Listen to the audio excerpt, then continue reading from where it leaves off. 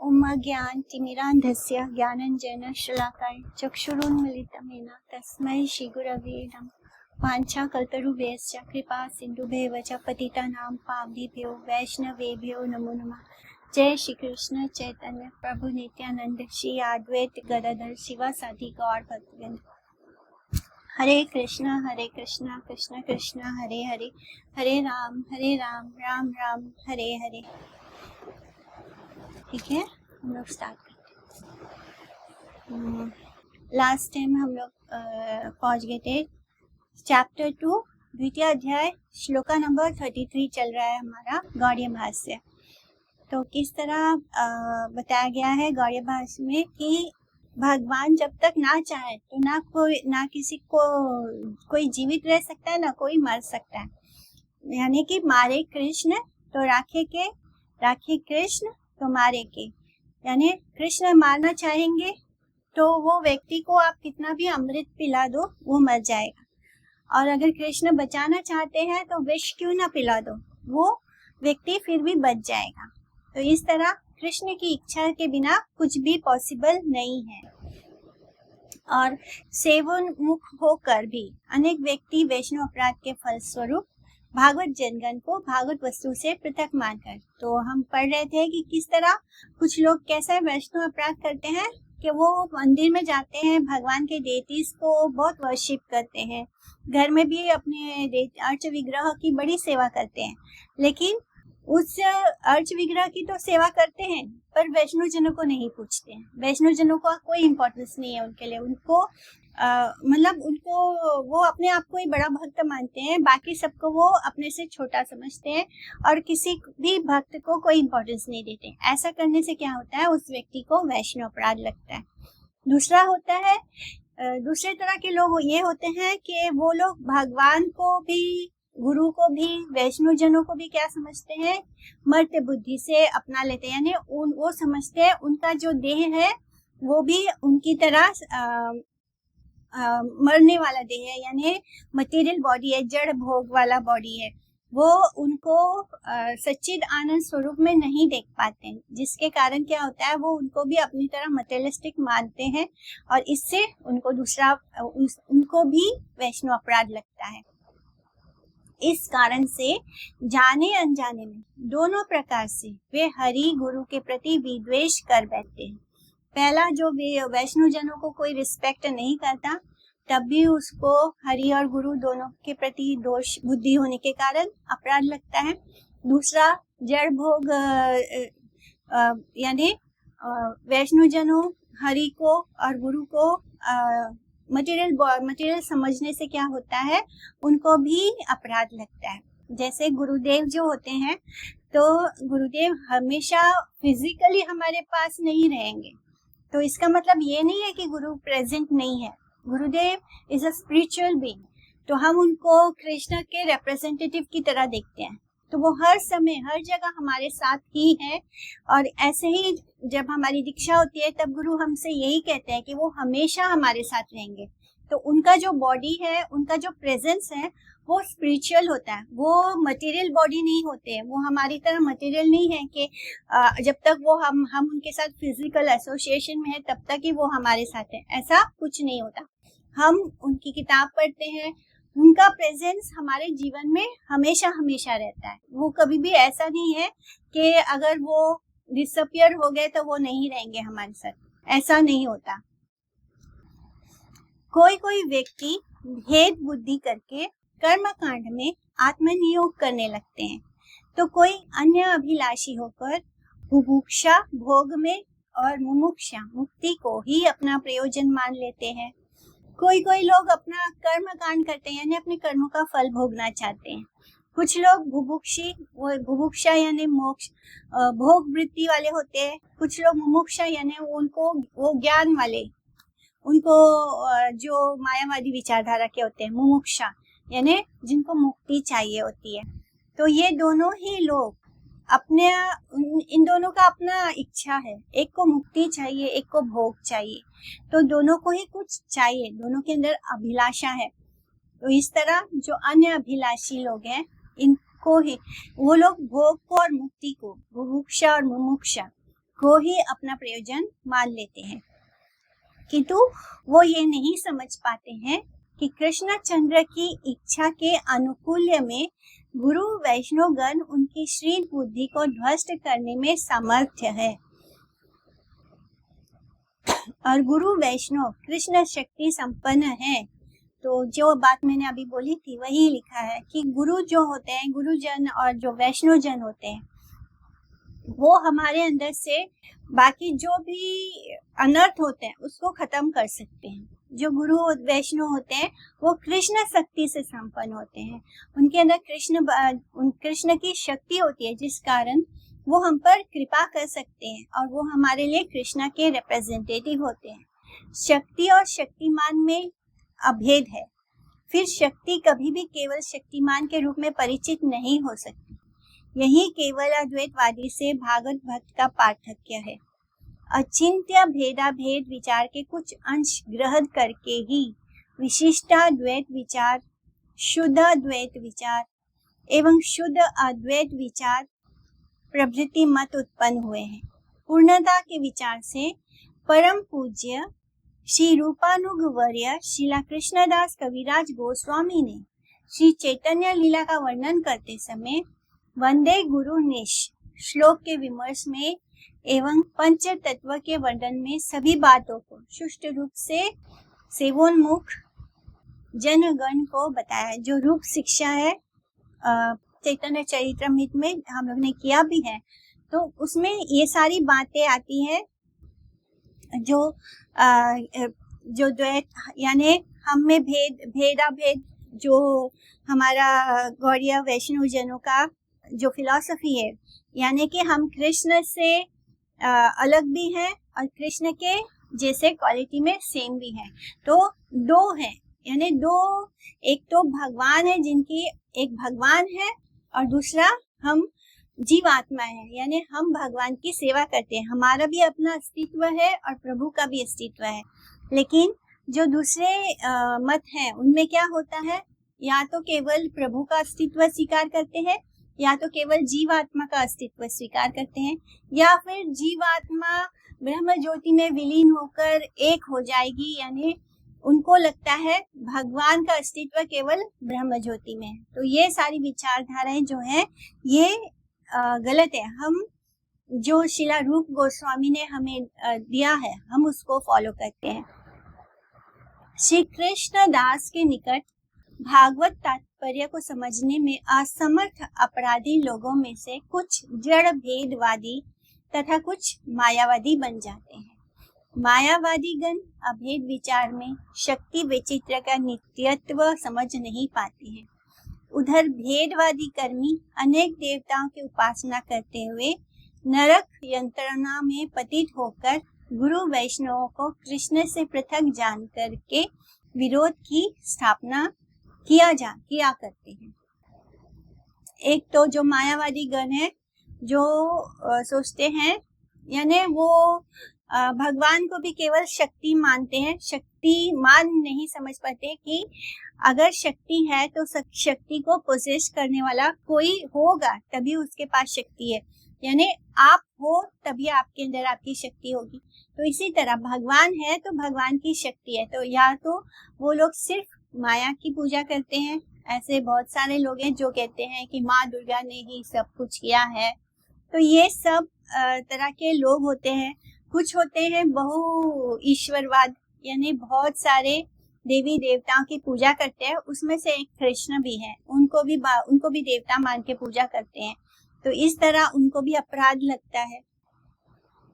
रक्षिता यस्य भगवान कल्याणम तस्य संततम सा यस्य विघ्न कर्ता चा रक्षितुम तम चा का क्षमा, यानी यही कि भगवान अगर रक्षा करें तो कल्याण अवश्य होता है, अगर भगवान रक्षा ना करे तो कोई आपको बचा भी नहीं सकता।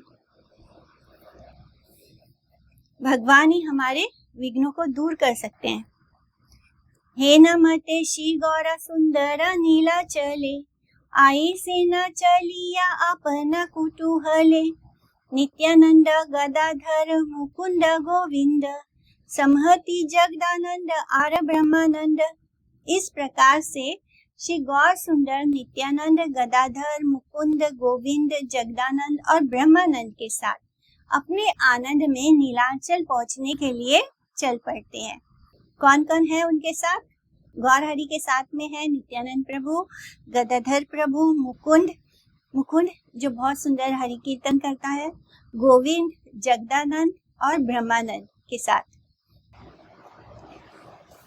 पथे प्रभु परीक्षा करे न सबा प्रति, कि संबल आछे बल कहा रसमहती, केवा की दिया छे कारे पथे रसंबल, निष्कपटे मोर स्थाने कहता सकल, सबे बले प्रभु बिना आज्ञा ए तो मार, कारा द्रव्य लई तेवा शकती आछे कार, सुनिया ठाकुरा बड़ा संतोष हैला, शेषे से ही लक्ष्य तत्व कही ते लागिला। रास्ते में प्रभु ने सबकी परीक्षा ली, किसके साथ क्या क्या संबल है बोलो। तो महाप्रभु अपने साथ जो उनके पार्षद चल रहे हैं उन सबकी वो परीक्षा लेते हैं और पूछते हैं कि आप सब लोग क्या क्या कैरी कर रहे हैं अपने साथ। किसी ने किसी को रास्ते के सहारे के लिए कुछ दिया तो नहीं? निष्कपट भाव से मेरे समक्ष सब कुछ बताओ तो सही। तो सभी ने कहा, प्रभु आपकी आज्ञा के बिना कौन किसका द्रव्य लेने की शक्ति रखता है। ये सुनकर ठाकुर को बड़ा संतोष हुआ। उसके पश्चात उसी को लक्ष्य करके प्रभु तत्व की बात कहने लगे। तो रास्ते में महाप्रभु ने सबको पूछा कि किसी ने, मतलब जैसे हम घर से बाहर निकलते हैं तो हम कुछ पैसे अपने साथ रख लेंगे, कुछ पानी का बोतल रख लेंगे, कुछ सामान रख लेंगे, रास्ते में कुछ स्नैक्स वगैरह कहीं नहीं मिला कुछ तो क्या करेंगे। तो ये सब हम लोग सोच के अपने साथ ढेर सारा सामान लेकर निकलते हैं। लेकिन जो सन्यासी गण होते हैं उनको केवल और केवल प्रभु की कृपा पर निर्भर होना है। इनफैक्ट सन्यासी को तो ऐसे बोला जाता है, लेकिन हर किसी को, हर जीवात्मा को 100% भगवान के ऊपर डिपेंड होना चाहिए। तो इसलिए महाप्रभु पूछते हैं कि किसी ने कुछ अपने साथ रख तो नहीं लिया, या फिर किसी को कुछ दे तो नहीं दिया, पीछे जो लोग और आ रहे हैं तो उनके हाथों में तो ना दे दिया। तो सब कहते हैं कि आपकी इच्छा के बिना हम कैसे कुछ ले सकते हैं, और किसमें इतनी शक्ति है कि आपकी इच्छा ना हो तब भी हम कुछ ले लें। तो ये सुनकर ठाकुर को बहुत संतोष हुआ। अब महाप्रभु उसी बात की व्याख्या करेंगे।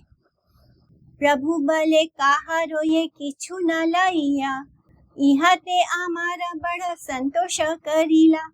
प्रभु ने कहा, तुमने किसी के पास से कुछ भी नहीं लिया है, ये जानकर मुझे बड़ा संतोष हुआ है। नित्यानंद, गदाधर, मुकुंद, गोविंद एवं ब्रह्मानंद, इन सब से गौर सुंदर ने पूछा कि तुम लोगों में से किसी के पास क्या क्या संबल है। इसके उत्तर में उन्होंने कहा, हम लोगों में से किसी के पास भी आपके अतिरिक्त, यानी आप ही हमारा धन हो, तो आपके अतिरिक्त अन्य कुछ संबल नहीं है। ये सुनकर उन लोगों की एकांतिकता देखकर गौर सुंदर ने परम संतोष का प्रकाशन किया। व्याभिचारी मिथ्या भक्तगण उन सब बातों को बिना समझे गुरु, वैष्णव एवं भगवान के बीच विरोध भाव की कल्पना करके अभेद विचार को नहीं समझ पाते हैं। और चिंत्य भेदाभेद रस पुष्टि का एकमात्र कारण है। चिद रस में जिस भेद अथवा वैचित्र की उपलब्धि होती है वो नित्य होने पर भी समग्र लीला के साथ अभिन्न है। एकमेवा द्वितीयम वाक्य का विरोधी नहीं है। एक मेवा द्वितीयम विचार में विचित्रता एवं वैशिष्टता जनित भेद नहीं है। जो ऐसा मानते हैं वे ही मायावादी हैं। विषय आश्रय के वैशिष्ट्य को लुप्त कर देने से मायावाद आ जाता है एवं विषय आश्रय के पाठक के विचार में तत्व ज्ञान के अभाव के कारण अतात्विक और जड़ रस में प्रतीत होने से बौद्ध साहजिक विचार ही अवलंबन का विषय बन जाता है। यानी एकम व द्वितीयम, एक में ही एकम व द्वितीयम। तो इस शब्द को समझने का अलग अलग विचार है। जैसे एक भगवान और भक्त के साथ एकता एक जैसे भी है और दो अलग पर्सनालिटी भी है। लेकिन अगर कोई मायावादी विचारधारा में इस शब्द को ले तो क्या है, एक में ही द्वितीय है, यानी दोनों एक है, दोनों में कोई भेद नहीं है।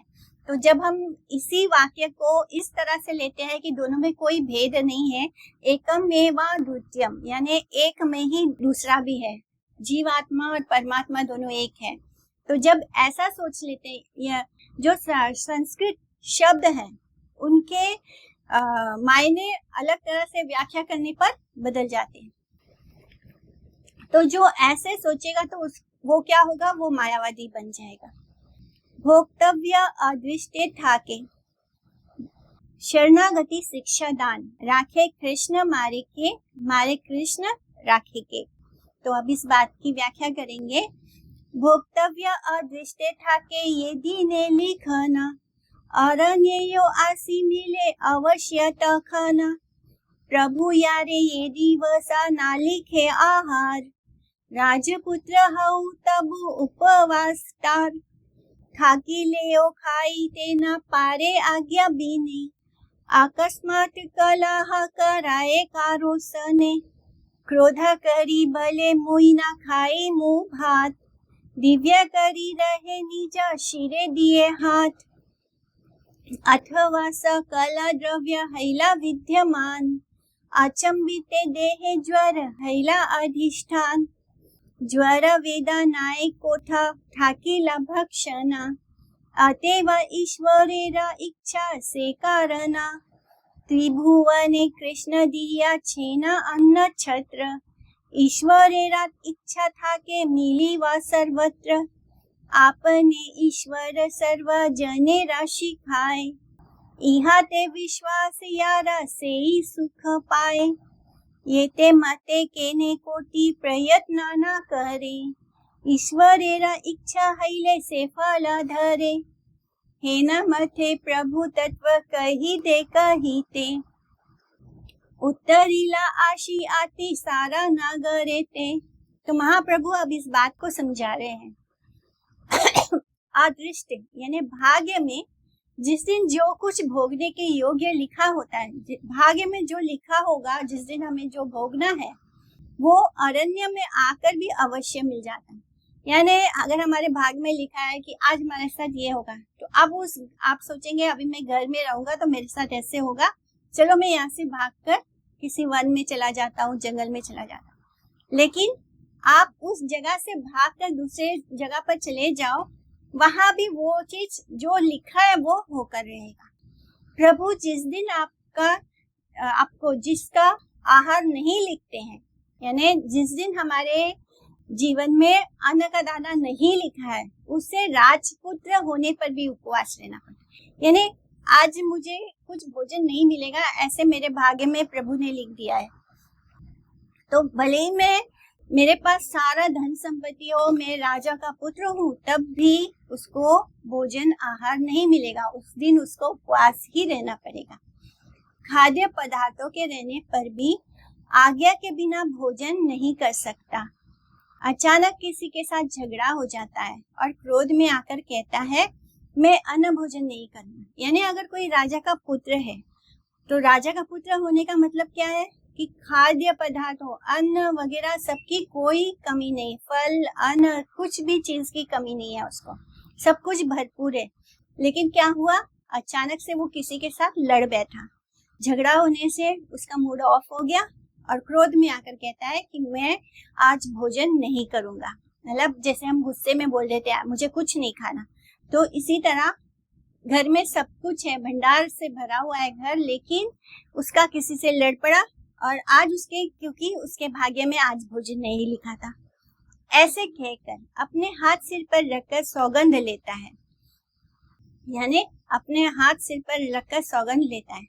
अथवा हर एक द्रव्य विद्यमान रहने पर भी, यानी घर में सब कुछ होने पर भी, सब कुछ अच्छा से भरा बुरा घर होने पर भी क्या होता है, अचानक से बुखार आ जाता है, बुखार आ जाने से क्या होता है, बुखार में दर्द के कारण भोजन करने की इच्छा कहाँ चली जाती है।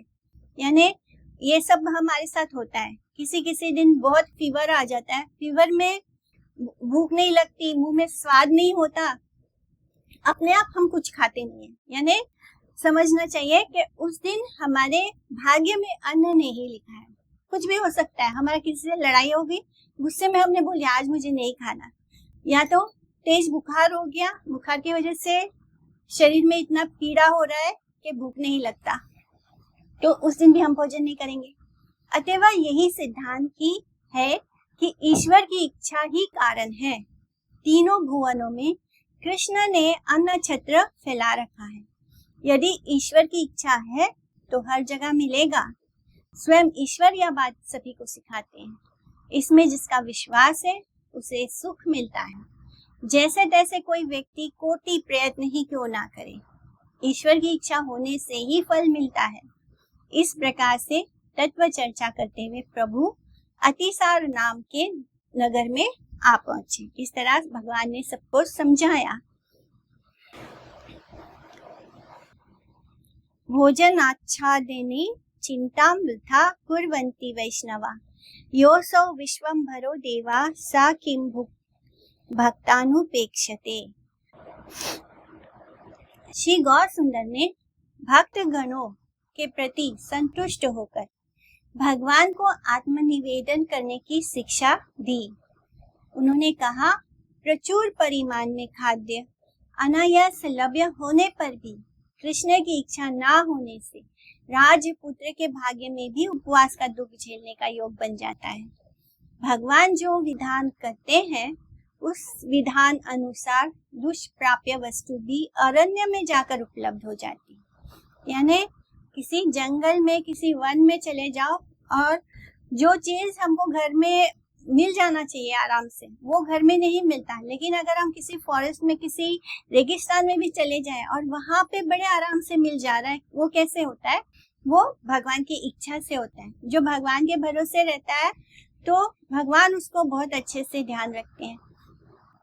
इसलिए ये सोचकर कि हम खुद अपने लिए सब अरेंजमेंट करके, जैसे हम रास्ते में यात्रा पर निकलते हैं, हमको लगता है हमने सब कुछ अपने आप को बहुत अच्छे से सिक्योर्ड कर लिया है। कभी कभी हम सारा अन्न लेकर, सब कुछ अच्छे से लेकर ट्रेन में निकल जाए तो ट्रेन में सीट ना मिले, कभी कुछ हो सकता है, फ्लाइट कैंसिल हो जाए। माने हमारे साथ कभी भी हम सब सिचुएशन ठीक होने पर भी, हमारे पास सब कुछ होने पर भी हम भूखे हो सकते हैं। हमारे पास कुछ नहीं होने पर भी हमारे लिए सारे भोजन का अरेंजमेंट हो जाएगा। तो ये बात महाप्रभु अपने पार्षदों को समझा रहे हैं। अहंकार विमूढ़ात्मा कर्ता हम इति मन्यते। यानी भागवत गीता का ये श्लोक है कि व्यक्ति जो है, जीव आत्माएं जो है, वो अपने अहंकार में ये सोचती है कि मैं ही करता हूँ, मैं ही करने वाला सब कुछ हूँ, किंतु हम में कोई शक्ति नहीं है। अगर भगवान जो चाहेंगे वही होगा। यही शिक्षा है कि राखे कृष्ण मारे कृष्ण राखे के। सेई आति सारा ग्रामे महाभाग्यवान, आछे न परम साधु श्री अनंत नाम, रही लेना आसी प्रभु ताहारा आलाय, की कही बार तार भाग्य समुच्चाय, अनंत पंडिता अति परमा उदार, पाइया परमानंद भाम्य नहीं आर, वैकुंठेरा पति आसी अतिथि हैला, संतोष भिक्षा रसज करी तेला गीला, सर्वगण सह प्रभु करी लेना भिक्षा, सन्यासी रे भिक्षा धर्म कराये न शिक्षा, सर्वरात्रि कृष्ण कथा कीर्तन प्रसंगे, आची लेना अनंता पंडिता गृहे रंगे। तो महाप्रभु सबको समझाते समझाते अतिसारा नाम के नगर में पहुंच जाते हैं। वहां पर गांव में श्री अनंत नाम के एक महाभाग्यवान परम साधु थे। प्रभु आकर उनके भवन में ठहरे उनके असीम भाग्य के बारे में और क्या कहूँ। प्रभु को पाकर अति परम उदार आनंद पंडित परमानंद में बाहरी सुध बुद्ध हो बैठे। वैकुंठ के पति अतिथि के रूप में आकर उपस्थित हुए हैं। अनंत पंडित आनंद के साथ उनके लिए भिक्षा की तैयारियां करने लगे। सभी जनों के साथ प्रभु ने भिक्षा ग्रहण की, यानी भोजन ग्रहण किया, और इसके माध्यम से सन्यासियों को भिक्षा धर्म की शिक्षा भी दी। आनंद के साथ प्रभु ने सारी रात कृष्ण कथा कीर्तन के प्रसंग में अनंत पंडित के घर में गुजारी।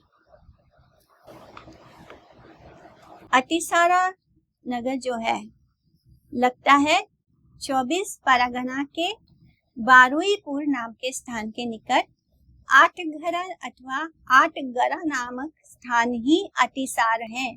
पहले इस स्थान पर गंगा प्रवाहित होती थी। इसी स्थान से महाप्रभु छत्रभोग गए। छत्रभोग आठघरा गांव के निकट अवस्थित है, यानी अतिसार गांव का ही नाम आठघरा भी है और आठगरा भी है। शुभ दृष्टि अनंत पंडित प्रति करी, प्रभाते चालीला प्रभु बलि हरि हरि, देखी सर्व ताप हर श्री चंद्र वदना, हरि बलि सर्वलोके डाके अनुशन, योगिंद्र हृदय अति दुर्लभ चरण, हे ना प्रभु चली आए देखे सर्वजन। तो इस तरह महाप्रभु अतिसार गांव में पहुंचने के बाद वहां पर एक अनंत पंडित नाम के साधु होते हैं। उनके ही भवन में, उनके ही घर में रुक जाते हैं, और वो अनंत पंडित महाप्रभु को देखकर, उनका आतिथ्य पाकर इतना खुश होता है, इतना आनंद में सब तैयारी करता है और उनको भिक्षा ग्रहण करवाते हैं। और फिर महाप्रभु सारे भिक्षा लेकर, उसके बाद क्योंकि महाप्रभु सन्यासी हैं तो वो भिक्षा ग्रहण करते हैं। इस तरह उन्होंने भोजन किया, भिक्षा लिया और फिर सारी रात कृष्ण कथा की, और फिर सुबह वहां से उनके निकलने का समय हो गया। आनंद पंडित के प्रति उन्होंने शुभ दृष्टिपात करके प्रभु प्रात में सुबह सुबह हरि हरि कहते हुए चल पड़े, उनके घर से निकल पड़ते हैं, उन पर अपनी कृपा दृष्टि करते हुए। उनके सभी तापों का हरण करने वाले, यानी महाप्रभु की ऐसी कृपा मिली उनको कि उनके जो भी दुख दर्द तकलीफ सारे तापों का उन्होंने हरण कर लिया, खत्म कर दिया। श्री चंद्रवदन को देखकर सब लोग अनुश्रन हरि हरि कहकर पुकारते रहे। योगिंद्रों के हृदय के लिए भी अति दुर्लभ प्रभु को चले जाते हुए सभी लोग देख रहे थे।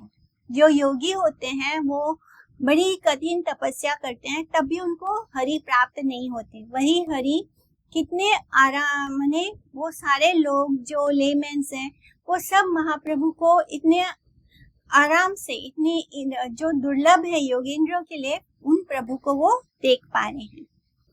ए मता प्रभु जान वीरा कूले कूले, आई लेना छत्र भोग महा कुतूहले, से छत्र भोगे गंगा हई शतमुखी, बही ते आछे न सर्व जने करे सुखी, जलमय शिवलिंग आछे से स्थाने, अम्बुलिंग घाट करी बले सर्वजने। अब महाप्रभु अतिसार से निकलते हैं और इस प्रकार से प्रभु महा आनंद में जानवी गंगा जी के तट के रास्ते से चलते हुए छत्रभोग आ पहुंचे। उसी छत्रभोग में गंगा शतमुखिनी शतधारा होकर सभी जनों को सुखी करती हुई प्रवाहित हो रही थी, यानी उसके शतमुख हो गए, शतधारा होगी 100। इस तरह उस स्थान पर जलमय शिवलिंग विद्यमान है, यानी उस स्थान पर जल में ही, गंगा जी के अंदर ही शिवलिंग विद्यमान है। सभी उस जगह को बोलते हैं अम्बुलिंग घाट। छत्रभोग 24 परगना का 41 नंबर मौजा छत्रभोग नाम से जाना जाता है।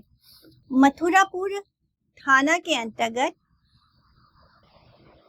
रेलवे के मथुरापुर रोड स्टेशन से लगभग 4.5 मील की दूरी पर अवस्थित है। यहाँ त्रिपुरा सुंदरी महामाया का मंदिर है। और त्रिपुरा सुंदरी के स्थान से ये जो मथुरापुर है, ये हमारा वृंदावन वाला मथुरा नहीं है, ये वहां पर 24 परगना में बंगाल में एक रेलवे स्टेशन का नाम है मथुरापुर रोड। तो वहां से 4 मील की दूरी पर अवस्थित है।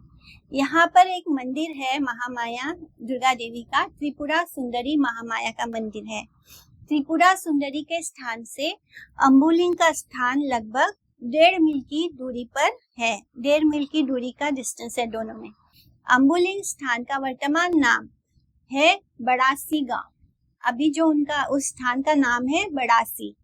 ये 43 नंबर के बाद बड़ासी मौजा मथुरापुर थाना के अंतर्गत है। श्रीमन महाप्रभु के आगमन के समय बड़ासी नाम के गांव की पूर्वी दिशा में गंगा शतमुखी होकर प्रवाहित होती थी। वर्तमान में शतमुखी गंगा प्रकट रूप में विद्यमान नहीं है। उस समय जब महाप्रभु का आगमन हुआ था, तो उस समय जो गंगा जी थी वो 100 उनकी धारा जो है वो 100 मुख था उनका धारा, लेकिन अब जो है अब वो नहीं दिखाई देता है इस तरह से। वर्तमान में शतमुखी गंगा जो है वो प्रकट रूप में विद्यमान नहीं है।